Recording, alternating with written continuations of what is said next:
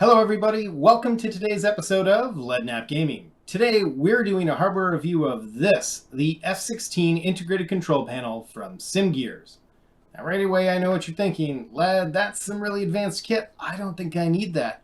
But let me make the case to you that because this is how you interface with the avionics system on the aircraft, after you're sticking your throttle, this is the most important thing that you use in the aircraft, and you're going to use more than anything else. Next, you might be thinking to yourself, Led, what do I care? I don't need an ICP, I don't fly the F-16, but this is the CK37 data panel for the Viggen, and you'll notice they're pretty similar. Now, that's because you have something like the ICP, it's the UFC upfront controller in the Hornet, for example. You'll have something like that in the Harrier, in the Mirage, in the Viggen, as we already saw. And the SimGears one works in every one of those modules, which is something you can't say about some of their competitors. Now, you might also be thinking, I can just use the mouse. It's not a big deal, especially because it's right in front of me. It's not like I gotta look around and dig around inside my cockpit to find these controls. And that is true. However, what you don't realize is how much you use this controller until you actually buy one and have one physically in front of you.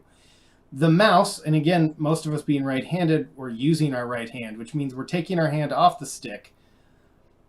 The time you're losing, it's all little increments of time, but you just don't realize letting go of the stick, letting go of control of your aircraft to go over, get the mouse, move the mouse, click the buttons, go back to the stick. And I'll just use a training example every week, right? We're changing frequencies at the EOR from ground to tower. You're taking off, right? You're rotating, you're bringing your gear up, you're switching your frequencies now from tower to departure. You're looking for your flight leads so that you can go saddle up, trying to fly this approach plate, make sure that you're not busting any of your altitudes, right? The last thing you want to do is let go of the stick. When you have an ICP, it gives you the opportunity to turn around and just use your throttle hand. Use your offhand to do all these things. You don't have to do these weird come over with your throttle hand, grab your stick so that you can use the mouse but still direct the aircraft. And I can tell you, there's no piece of equipment that's going to make you a better pilot. And I'm not a great pilot by any means. Ask anyone in my virtual squadron. But with that said, I used to be the last guy switching channels, the last guy to be able to get different frequencies down or to get coordinates down doing like a 9-line or something like that. This ICP changed all that for me. I'm one of the first people now when we switch channels, bam, COM 1, hit the corresponding button for my COM ladder, I'm over there. Other guys still changing it over. And I can do that now while I'm saddling up any number of other tasks. Be looking at the aircraft, doing all kinds of things, and because I don't have to look at what I'm doing to use the mouse, I can actually use my ICP. I can switch over to air-to-ground mode or air-to-air mode, for example, without actually even looking at the ICP. And that's, again, if you're using your mouse, something you just can't do. Now, you could use the keypads on the keyboard, especially if you're in VR. It's a quicker method for input, but you're missing a lot of these other buttons. So, quick recap then. Why should you buy an ICP? Well, for starters, after you've got head tracking and after you've got a throttle and a stick and maybe rudder pedals if you don't have a Z-axis, this is the most used thing you're going to touch. And the number of controls on this ICP are critical to use. And then again, we also covered that almost every modern aircraft has some version of an ICP that has almost all the same controls on it. Having that's really useful, even if it's the F-16 one and it's not the one that goes to your aircraft. Now, yes, the F-16, we've got these beautiful buttons up at the top that allow us to change modes from nav to air-to-ground, air-to-air, so on and so forth. You probably don't need those in your other bird, but you probably have a switch somewhere in the cockpit that does switch those master modes. You can just map them to those buttons. It's really convenient. So great, I sold you on you should buy an ICP, but why should you buy the SimGears ICP?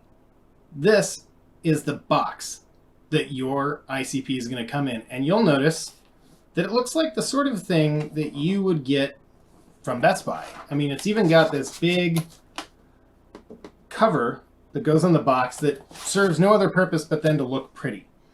And you might start by thinking like, okay, Led, what's your point here, man? You're grasping at straws. But this is the box that WinWing sends you. And this is probably the nicest box they send you because it's the only one I kept. It doesn't have to be, right? But when you open that package, when it arrives in the mail, you open the brown box that it was shipped in and you pull that out, you feel like you bought a premium product. And that's exactly what this is. It's a premium product. It's not a look-alike. It's not a button box that has all the same buttons. This is a dead one-to-one replica of the F-16 ICP that you would find in the real bird. And we're talking everything down to the fact that the circular buttons up at the top are on a raised pedestal above the rest of everything else. The enter key is higher than the rest of the buttons. Even down to things like the brightness knob here actually controls the backlighting on the panel. Now, when it comes to the buttons, they all have a wonderful tactile touch. They're not loose, but they're not stiff in the sense that they're really hard to use. Even the controls over here for the FLIR pod that we don't use on the Block 50 are controls that you can map on here. I use them for NVGs. But as I had mentioned, this brightness knob, all four of these are actually bindable axes, including the brightness one. You can map it to the one that's in the bird, and then your adjustments here will actually match what's in the bird and in real life. Nifty feature. If you don't care about brightness, you could map it for something else, some sort of zoom or something like that. Because I had a Warthog throttle and didn't have enough bindable axes for it, I've been using this as the man range knob, as an example. But again, the buttons, the quality, it's all there. And when I tell you that this is just like what you're going to find in the real F-16, I've had the opportunity myself to see a Air Force F-16 trainer and may have tinkered with some of the controls. The great part about that is that I was able to see the ultimate test when it comes to an ICP, and that's the dauber for the F-16. It's the thing that everybody struggles with the most, and when you buy just a craft solution, you'll know, because the craft solution, the daubers are horrible. Even some of the good, expensive ones out there, the daubers, they don't look right, they don't feel right, there's something weird, and I can tell you the dauber on this ICP is exactly like the one on the F-16 trainer. It feels the same, looks the same, acts the same. Super happy with it. Now, I will take the moment now to bring up the fact that I usually do my reviews after about a year of use, and that is no different here. I've had this now for a year, and I've used it extensively. Happy to tell you that this dauber still works like the day I got it out of the box. And I bring that up because through October of 2022, this year, SimGears is now releasing a pro model of this. This is the LT or the light model, which has a different dauber, a heavier duty dauber. But I'll tell you right now, this dauber feels just like the one in the trainer that I got to use. And it's still working just fine. So you shouldn't worry that if you're buying the light model, which is $100 less, that you're somehow getting a worse product.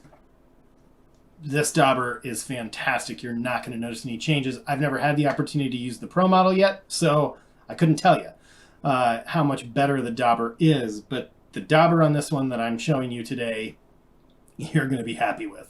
The other big thing it does is that the pro model allows you to connect the backlighting on the panel to this so that you could use other knobs in the panel to adjust the brightness. Again, though, if you're familiar with the F-16, this brightness knob is what controls the brightness on this panel. So you wouldn't really need to connect it. That said, this model, dead on, just like what you feel like you just ripped this out of the jet, in all honesty. And again, quality, that's what we're talking about. The quality of the product is there. Again, if you've watched any of my other reviews, you know that most of the time I sit there and I say, well, I like this, but it's got these problems and I'm not happy with this. And I'll tell you the two things I'm not happy with on this one.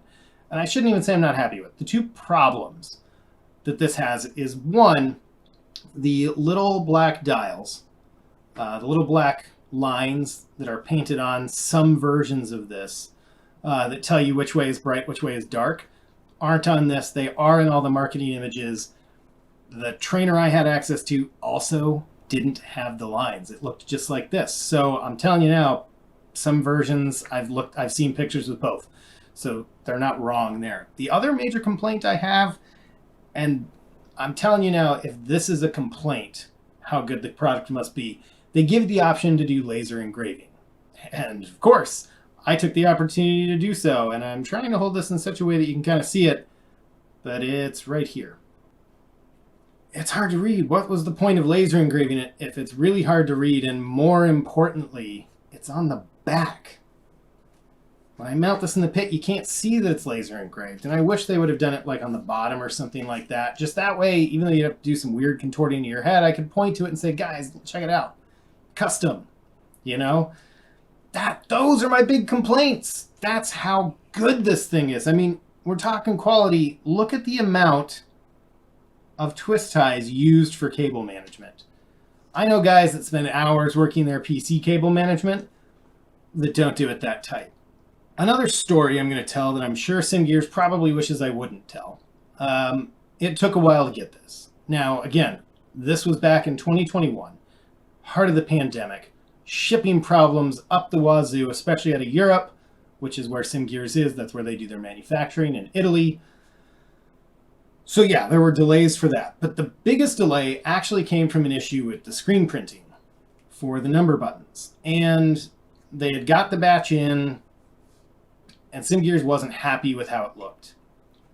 It didn't look bad. I've seen pictures, but they weren't happy with how it looked. They wanted it to look better, different, more just like the real thing.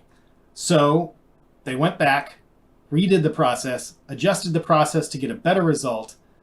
This is what I got. It took a while for that to happen. I bring that up because, again, plenty of manufacturers, one, when sending out review units, would either just send me a prototype and say, hey, it's a prototype. We're working on the buttons, so, you don't need to focus on that or mention that we're fixing the buttons. Your version doesn't have it. Or I get a better version that had a different process that was used that looked better than what they were actually doing on the production, which would give you a different, I'd be showing you something and it wouldn't be what you were getting. They didn't do any of those things. Or like plenty of other companies, and I won't name names here, they would have just said, whatever, it looks good enough, send it. We're not going to take the hit to redo the button process. And again, we're talking about guys that are printing out artwork to go on the box for no other reason than to make it look pretty. It looks great. This is what yours is going to look like when you get it in the box. It took a little while to get there. And like I said, I'm sure on the one side they would probably hope that I wouldn't bring that up. But I do, because I think it's a testament to the quality that they care so much about. The other big thing that then goes hand in hand with that. One, I'm aware of some issues around the same time with orders not getting delivered and things like that. And I can say that SimGears made it right. They refunded people's money. They sent them a free unit anyways. Just to say, hey, no bad blood. We're sorry that there were issues. Enjoy a free unit on us, right? At the same time, I've got buddies I've recommended this to. They've ordered it 4 days.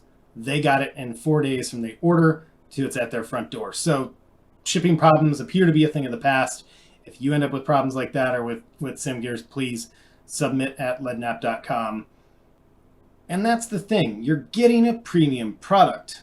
Not just a premium product in the sense that you're getting a great dead-on replica of the F-16 ICP, but more importantly, you're getting a button box that you can use with many other modules. Because even commercial options, a lot of times, are using Arduino boards. They're flashed a certain way to send inputs to DCS for a specific aircraft, and you've got to jump through all these hoops if you want to use it in a different module. Part of the fun of DCS is that we get to fly all these different aircraft. So you definitely don't want to get yourself locked into a product that's like this that you can only use on one bird. The SimGears one you can use on any number of things. You can use it in MSFS, you can use it in DCS, Falcon, any number of other programs that'll work in. Windows just sees it as a button box. It is labeled the SimGears ICP, thankfully. So if, like me, you do have a sim pit, which is right behind me, that's got any number of interfaces, it's really easy to find that SimGears one. And I want to say one of the first time I did it, it did come pre-programmed into DCS. But I can't remember, so don't hold me to that. So you're getting a premium product, but let's talk about then the best reason to buy the SimGears ICP. Price. $300. Give or take, they sell in euros, I'm talking dollars. $300 is less than WinWing asks you to pay for all sorts of their products. This product is worth way more than $300. SimGears is not doing themselves favors by pricing it so low, but the fact that they are is also a testament to the fact that this is some kit that you should have if you're serious about simming in something like DCS. But the price, it's a premium product for an under premium price. This is it. There's no reason not to. I've recommended it to friends. They're happy with the product. This is a product that should absolutely be in your rig, be it a sim pit, a desk solution, you name it. If you're serious about flying in DCS, you need an ICP of some sort, and you can do no wrong with the SimGears ICP. So let me know down in the comments. Have you bought a different competitor's one? Did you have some nightmares? Have you bought the SimGears ICP and had a great experience with it? Is my review on point? I'll tell you now, over the years, the comments in the section either confirm things I've said, they bring up issues that I didn't have that other people had. So if you've had one, do please in the comments. I don't delete comments that are negative about the product or anything like that. Let me know. Make sure to like and share with your friends, especially those that love to sim in DCS, and I will catch you all next time.